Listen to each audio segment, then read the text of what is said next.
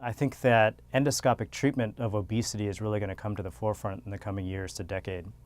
And what do I mean by that is that the first attempts we've made is revising bypass operations, and I think we've had success with that, as evidenced with the TOR procedure. And already in this country, and particularly worldwide, we've explored minimally invasive or endoscopic treatment options, primary treatment options for obesity with a variety of devices.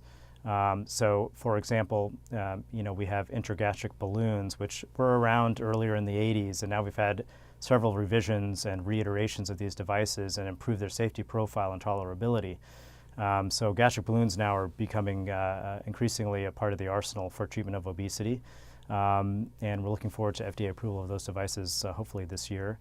There are endoscopic sleeve devices, so basically intestinal liners that can mimic the physiology of a gastric bypass. Similar to the TOR procedure, we're now actually doing endoscopic suturing on native stomachs, so as a primary treatment, and we actually created an endoscopic sleeve gastrectomy. And so this has actually been described in the literature and performed here in the US.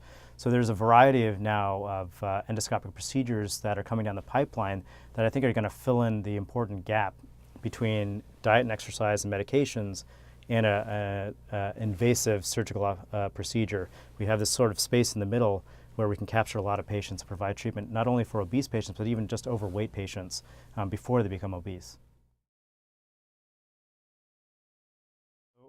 That's the beauty of these endoscopic procedures, I think, for several reasons. One is that using a minimally invasive procedure, we can extend it to a much greater population. So, for example, patients who are extremely obese oftentimes are even deemed too high risk for an operative intervention.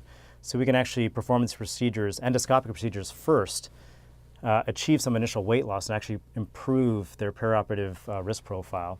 We can extend these operations, again, to overweight patients. We can extend these procedures also to adolescents and children. And we know that that's a very important problem now in the pediatric population is obesity and diabetes. So we can actually perform these procedures. They're minimal risk profile, and they're actually reversible in all of these cases. So for example, if we have an adolescent who is trending towards overweight or obesity with diabetes, we can perform an endoscopic procedure, a safe procedure, hopefully achieve weight loss and improvement of the diabetes, and then we can actually reverse the procedure and they can go back to their normal anatomy and go on and live their life.